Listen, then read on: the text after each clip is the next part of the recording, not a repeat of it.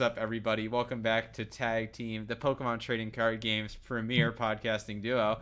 My name is Riley Holbert, joined again by my good friend JW Kuriwal. JW, you just came back from your anniversary trip. How you doing, man? I am feeling refreshed and excited.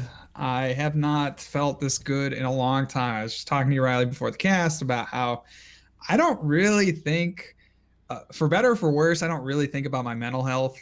And then I come back from a trip like that and just like it was a great trip and it was a lot of fun. And like my wife and I had a great time and we met up with a lot of really interesting people and we ate a lot of good food and we relaxed and just everything about it was, really low stress, except for the time we got lost in the woods. But I won't go into detail about that. But other than that, Dude, the woods are scary. I would freak out.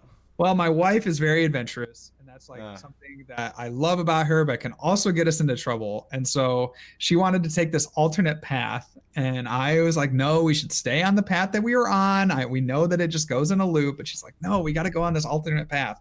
And so we go down the path, and we all of a sudden find that we have no idea where we are. We've been walking for like 2 hours, no clue where we are, and we look it up on our phones. We're looking up a map in Tennessee of the park, and it's like showing us that we're on the other side, but we swear that we didn't pass this marker. And so we're all turned around and we're like asking people, where do we go and where are we? And nobody knows. And anyway, we had to use Google Maps to bail us out, which it did. And so we're very thankful. But it was a little bit tense there because I was like, we should have stayed on the original path.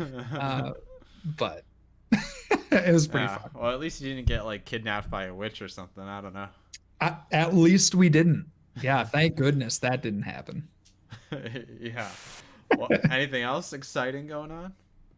Well, just revamping the YouTube stuff. Been putting out something new every single day. There's been a lot to talk about just with the Trainer Toolkit, and I just recorded this week's Discord tournament for upload onto the YouTube, and I'm pretty excited about that.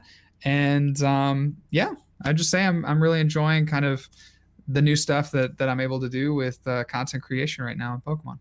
That's awesome, man. Yeah, it's a great time to branch out and explore and figure things out for sure. Yeah. Not How about you? With those tournaments? I heard you had a really interesting day today. I don't know if it was an interesting day. In general, I've been really stressful lately. Or a stressful like life lately, I guess. Yeah. So today I came home and I ate a bunch of food and just kind of vegged out, which is that's a great way to like cap off a stressful day, is just to chill out in your apartment. Yeah. And so I got in like a little blanket cocoon and lied down, just intended to take a nap, and I fell asleep. And I was also trying to coordinate with a coworker who lives in my apartment. Like, we're driving to work together tomorrow. So I was like coordinating that. And then I wake up and I feel incredibly rested, like way more rested than I have any right to feel. And I'm like, this is odd. And so I look at my phone, and and so for context, we were planning to leave for work at 7 a.m. And so I look at my phone, and it's 7:45. Which, oh my gosh! Which was like not very long after I got into bed.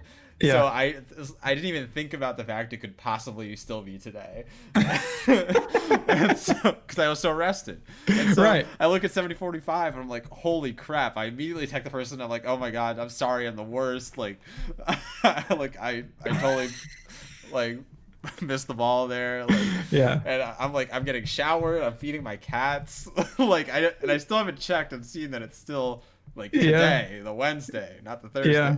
And so, oh my gosh, I went through my whole morning routine. I got ready, and I'm like, this just isn't right. Like, what? Why did nobody like text me that that it's Thursday or something? How did you not know though? Like, couldn't you see outside or whatever? Like, I mean, not really though, because like at 7 a.m. it would still be kind of like this, where it's like a little, there's not a ton of sun, but there's still a little bit, and like. The level of sunlight from like 7:30 a.m. and p.m. are kind of similar. Yeah. So. Yeah.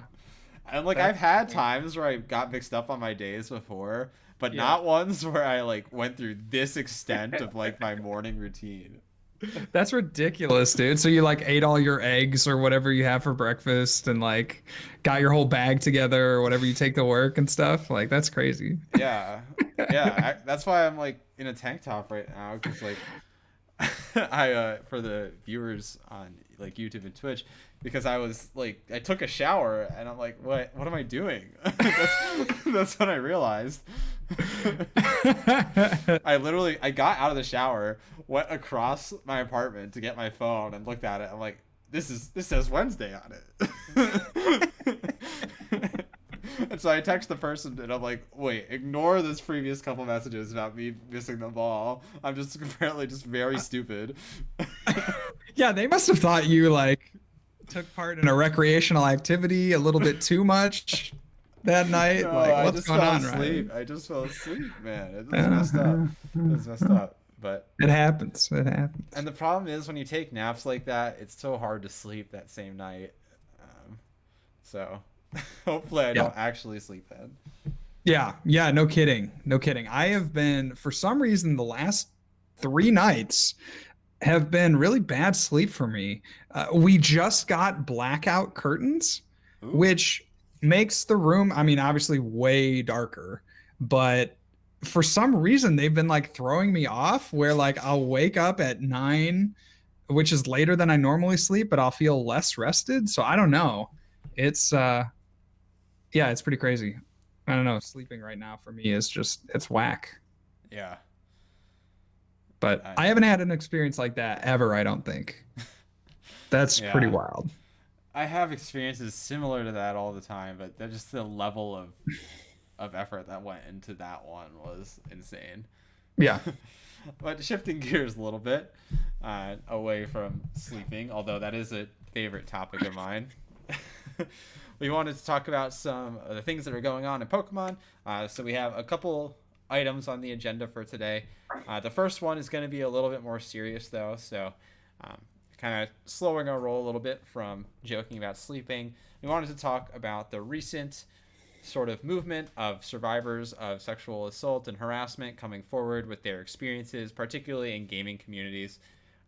We've seen several Pokemon players share their experiences both in the video game side of things and in the trading card game, and there's been some other relevant experiences that have come up. I don't want to name all the specifics of it. I'll kind of leave that to you. What ultimately I don't want to do is speak too much on something that I'm not fully qualified to speak on, or like speak on behalf of someone else. Right. That being said, Tag Team has always been firm in its stance on supporting women and other minorities in our community. And so the continual message that we want to give off is that we support you, we support your stands, we support coming forward with the experiences that you have. Ultimately, not only is coming forward super meaningful because we can see that experience, but it also empowers other people to do the same. Right. That is incredibly valuable. And as someone who has firsthand seen the effects of those kind of things, I cannot commend enough the courage of people who speak up about those kind of things.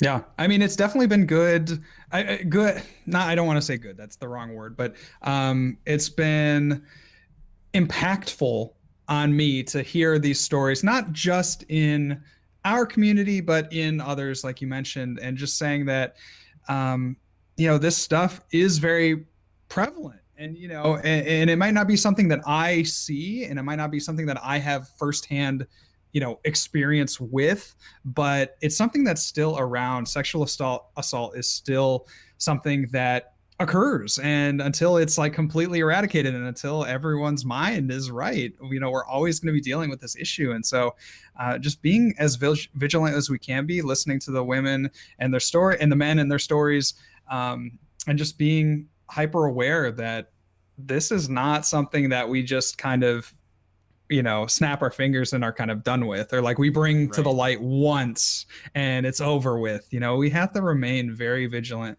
over the course of time. And I think I can speak for you in saying that if I can contribute to a more positive environment for anyone in this community, like I am going to do that, and I want to do that.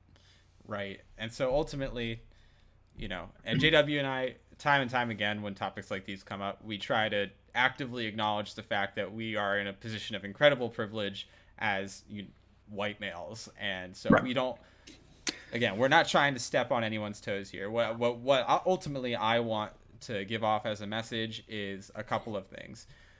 First, whether you're a man or a woman, or you fall somewhere in between, or you don't identify with that spectrum at all, you should be listening to and bolstering the voices of people who go through these experiences. And that's also not to say that those experiences are limited to, not being a man. Certainly men can go through similar experiences and do quite often as well. So the first step of that is listening and being engaged in the people who go through those experiences. It's really easy to write things off because what I've noticed a lot in these gaming communities is you form these, you call it like parasocial relationships with people. Whereas you might meet someone in a tournament once and they're incredibly nice, or you see their online presence and you form an opinion about them. Ultimately, that's not a substitute for actually knowing the person. And even if you do actually know the person, if every single person who did a shady thing acted like a shady sleazeball in real life, then we wouldn't have this problem because we'd be able to point them out right away. Sure. Right. Sure. And so like so the first step of that is being willing to accept that things happen and people aren't always how they appear. And that's just the nature of life, and that's especially a thing in these online communities that we've formed. The second thing is to continue to elevate those voices. So once you started listening to those people, start advocating for them. JW and I, we did an episode on women in the trading card game a while back with Erin Palmer. She gave some awesome insight into the women experience, and I really, really recommend that you listen to that episode. It's still one of my favorites. But the key to that, though, is that we have to not only take our position of privilege and use it to listen, we have to use it to take action. So be that highlighting female players in your community or forming genuine friendships with them that aren't based around, sexual interest. Sure. It really can be simple things that go a long way, and showing that people are welcome in our communities is huge. And I feel like it doesn't happen enough.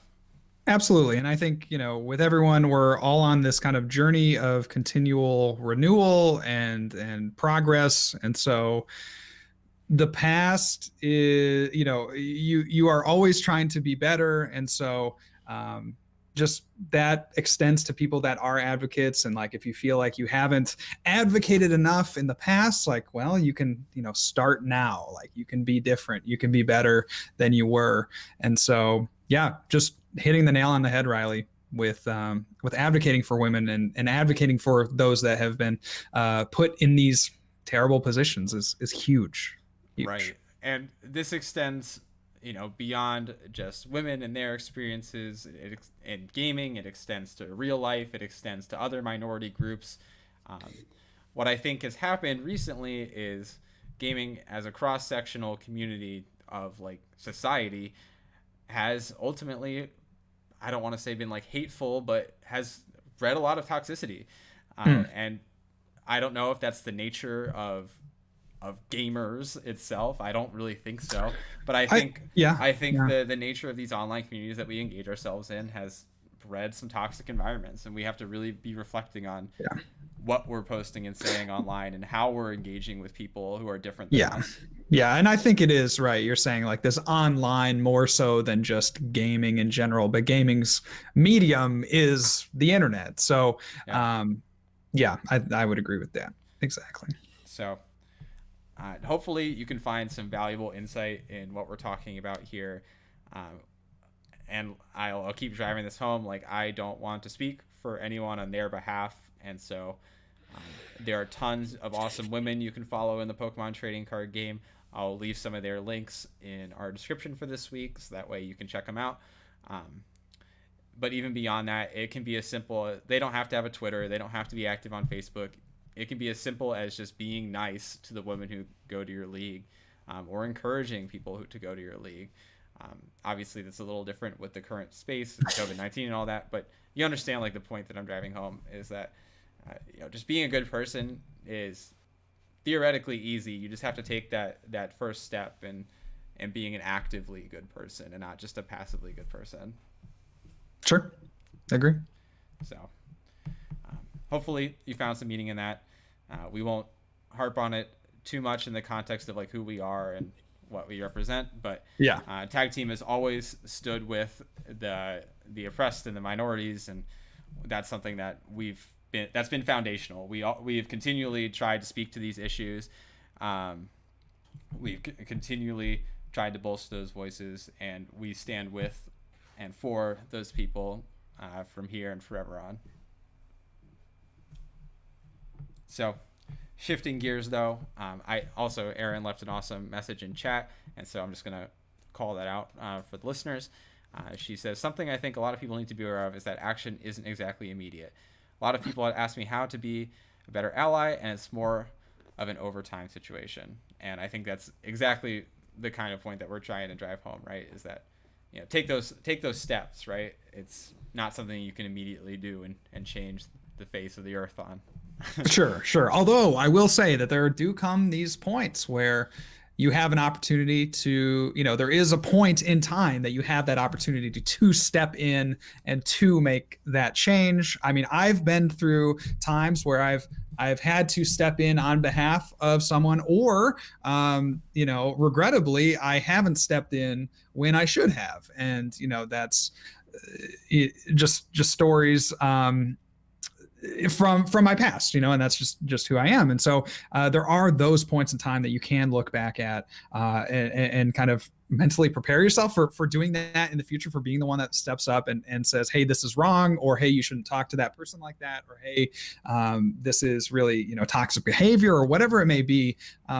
Yes, it is an overtime thing, and I think if you cultivate those habits of being a good person, then over time, like, you will be that advocate in those pressure situations. Right. And I think another important point, and I know I said that we were potentially going to move on, but I think there's just a lot of good stuff that we can talk about.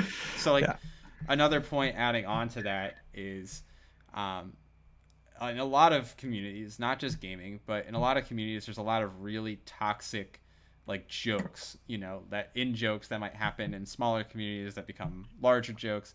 And one thing I will continually say that I have seen happen is that the rhetoric you use amongst your small groups of friends or when you're joking, ultimately that bleeds into how you actually think about things.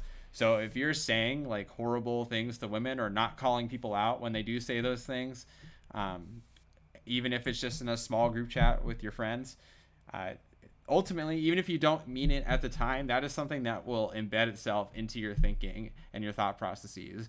And so being willing to step back and call people out when they say things that are wrong, and this extends beyond women, it extends beyond minorities and black people, it extends into just every facet of living. When you see people saying wrong things, instead of just joining in or accepting it or saying, oh, that's JW, he says crazy stuff all the time, I don't know why you had to use me here, but I digress. You have to be willing to step in and take that that step to do the right thing.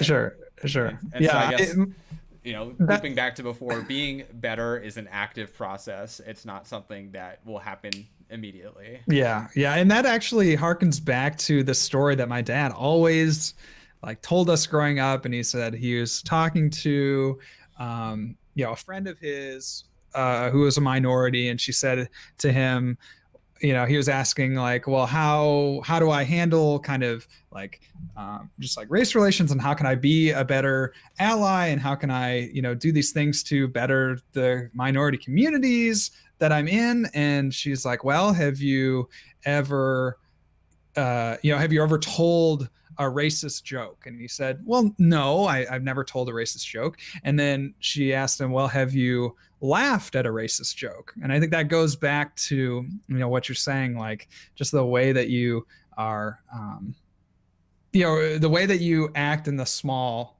will dictate the way that you act in the big. And so, sure, he may have never told a racist joke, but he may have laughed at one, and that is still like kind of perpetuating this system. Exactly. And that's not to say like we're all going to screw up, we're all going to do these things at times. Like I think there is a lot of room for grace in these situations.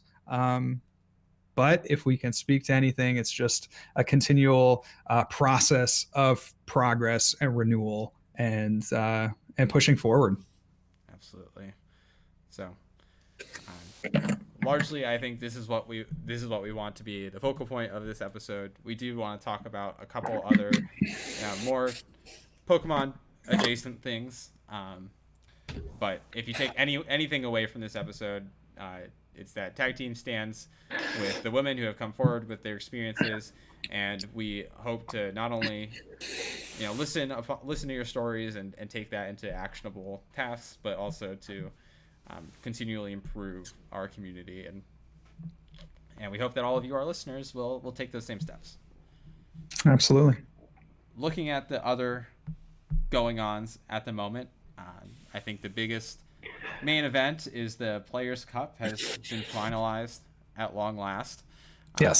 So we're looking at the top 200 players from NA have been decided, and ultimately, I think the Players' Cup was surprisingly easy to qualify for. Yeah. I think we always overestimate the amount of competitive players that there are. Yeah, well, also it's a little more nebulous in the online space. Yeah. And I have some theories as to what happened exactly. But I remember distinctly early on, I was talking with my friends on Discord. We were playing just some other video games. And our friend Brady Botner, he was saying, if you don't have like 600 to 800 tickets, it's not even worth trying. And I'm like, wow, so I have like 500. Should I bother then? Yeah. And then you look at the final. I think we were talking before. I don't have the sheet open right now, but you said it was somewhere in the ballpark of like 80. A tournament rep was like that's the right. floor. And so that's right. You could get that in 10 tournaments. Right. Like it didn't. Yeah, it ended up not taking a ton, but I mean, you think back, a month ago, and a lot of players were just really sour. I think just generally speaking, the community as a whole, there are certainly a lot of people that like grinded their way in and did a lot of hard work to get there. But the community as a whole was a little bit disappointed at the way that it was brought to us. There just could have been some very obvious tweaks to make it that much more accessible. But at the end of the day, I think that hurt a lot of players because there were a lot of voices kind of coming in and saying, hey, this, maybe could have been changed. There are a lot of things that could be done. Like, we don't want to participate in it if this is going to be the system. And then it ended up not really being a big deal, partially, I think, due to, and us included, right? We were kind of ragging on the system. But it ended up not being a big deal to have the amount of tickets that we thought you were going to need. Just for a number of reasons. Like the community just was sour on it and maybe didn't participate as kind of a virtue, right? They didn't want to see this kind of pay to play type system that was advocated for. And some people just were like, hey, I'm not going to even bother with it because it seems like it's going to be too much work. And then we had a little bit of a fiasco with the whole tournament rep being reported. And I think that for me was like a really big annoyance if I couldn't even calculate like halfway through what the end was supposed to look like. If I'm knowing halfway through, okay, I can calculate, okay, I need to do this, but it was impossible to know that halfway through because the rep wasn't updating correctly. So there are a number of factors going into this, and I think it's very interesting to talk about. Yeah, I think I agree with a lot of those factors that you stated. People seemed turned off, and I think part of that was, we're talking about needing 800 tickets. People are like, oh, I only have 200. What am I supposed to do? I can't do this thing. So why bother? And so a lot of people like that just didn't even bother.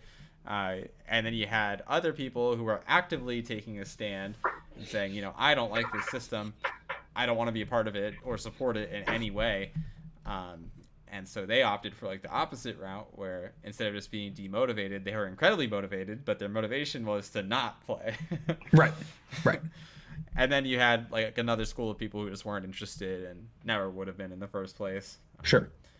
I think you called out some good points as well. Like the leaderboard was a huge flaw, and the fact that you couldn't accurately track where you were until close to the end when they started doing that daily PDF or whatever. Yeah. Yeah. Up until then, there was really no way that you were supposed to know, because it was just so inaccurately reported. So I think moving forward, even before you make any structural changes, like if you were going to do this exact same thing again, the number one priority in my mind is getting an accurate leaderboard. Yeah. And a dynamic one that updates frequently. And maybe and even better would be if it was in the client. Like you could just see. Right. Yeah, you click on the tab and it brings your rank up or something amongst your peers. And it would just update in real time. Like if it lived there in the client instead of, I'm pretty sure what it's doing is it's using an API to just pull continuously on like an interval from the client instead of just being in there. I think if it was just built into the client and then the API just actually pulled the data, that would probably be better. But I don't know actually how it's like structured, but that's my guess. Yeah. So I mean, long story short, like in my estimation, like the Players Cup worked, but I think like it worked in the sense that the people that wanted to get in, I think largely got in, but I still don't think that that's indicative of a good system. Right. Yeah. And so, ultimately, just before we get to say it worked, we have to look at the final tournament as well. Yeah. Like, this isn't the end. Like there's still a tournament that that's true. That's true. And so I'm very curious to see, even outside of like a metagame standpoint, like how people approach this and what exactly they want to do. Yeah. I think moving forward, Pokemon will likely not repeat all of the mistakes. Knowing Pokemon, they'll find a new mistake to make instead. Like they'll fix a lot of them and then they'll make a different mistake. Yeah. Well, again, this series of continual progress, Right. And Pokemon is a big fan of that ideology. Very small steps, incremental. And so, I don't think they'll make all of the same mistakes again. If they were to do so, if this ever happens in any capacity again. I mean, it should, man. I think online play is going to be the future. Yeah, at least the remainder of this year. I think for card games, especially like online play in general, is the future, or at least having the option. Online game well into the structure of like an online game. It seems absurd not to build on that. Right. So, I don't know. I think ultimately like the Players Cup was a good intentioned idea. I think they tried towards the end to improve on the execution of it, but I think by that point the damage was done, and so maybe not a perfect go around this time. I hope they try something like this again and refine that process more. And yeah. I mean, we'll see. Again, there is this whole secondary tournament based on the qualification. So like, I think there's an opportunity for this, second tournament to go very smoothly, people to be generally happy with how it went. And then even though the qualification was, had mixed feelings about it, I think like there is still hope for this tournament to be a general like positive for the community. I think that's like, we're happy that Pokemon tried something and maybe it wasn't the way that we wanted them to try it, but they did something, and we're hoping again that at least I am like hoping that they build on it, hoping that they do it again, and figuring out what they did wrong or maybe what the players would prefer, and then doing it a little bit better or the way more that the players would prefer. Yeah. Well, I think as a whole, though, we can appreciate that they tried to do something. If you're bummed because you couldn't make it in the TCG Players Cup, you can certainly sign up for the the Pokken one and try your hand there. There you go. That's what's up. And that one you can just enter, right? It's just like a double limb bracket. As far as I know, it's just free to play, which I mean, gotta say. I mean, you could probably make a couple rounds if you're decent at Pokken, to be honest. Yeah, there you go. So we're excited to see where it goes moving forward, though. Absolutely. And again, we don't want to take away too much from the focal point of this episode, but there is one other thing that we wanted to touch on, and Yeah. I'm sure you've heard about it a ton, but the Trainer's Toolkit. We've actually talked about this before, but personally, I didn't understand, I think, the full scope of the value of that box until JW and I were talking about it before this podcast. So Yeah.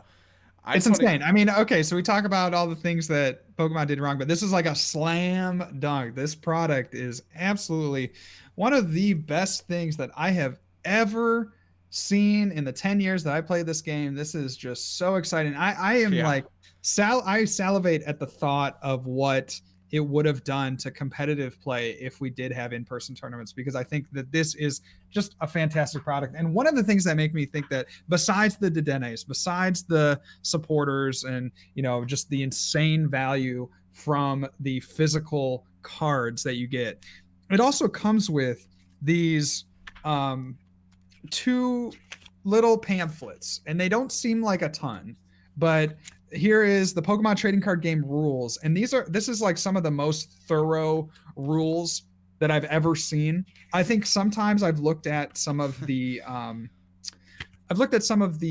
rules in the theme decks, and they miss a few things, and they're not as in depth. And this is just, it goes over deck building at the end. Like, it's just so thorough. And then they give you this Trainer Toolkit Deck Builder's Guide, which is, in my opinion, one of the most underrated parts of this whole product, because I've never seen something like this from Pokemon, where they take something, and it's brilliant marketing, by the way. If anyone from Pokemon is listening, they give you, hey, buy this Pikachu and Zekrom League Battle deck, and then, you have the Trainer Toolkit. How do you, soup it up to make it even better? Like, that's just brilliant. And I am such a huge fan, and it's just so good for Pokemon to print these products that cost them, very little, but that everyone is going crazy over, and then mash them together.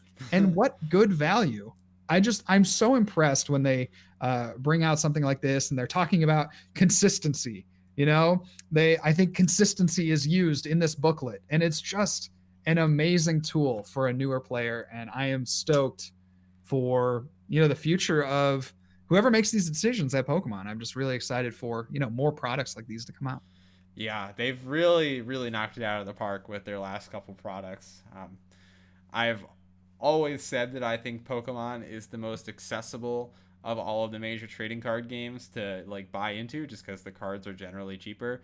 But being able to have products like this that basically you can immediately inject yourself into the game, especially when I was newer to trading card games, buying single cards is always kind of an uncomfortable process for me if I didn't have a local store. Buying online was really intimidating to me. So yeah. And I think too, buying online is intimidating. And then also, just you're new to the hobby, so you don't know how much you want to sink into it. Somebody says, ADP is the best deck. And so you go out and you buy, $200 or $300 worth of ADP. And then the next set comes out, and that deck is obsolete, or there's maybe another deck that you want to try, and then you sink $200 or $300 into that new deck, and then because it's this kind of cycling thing.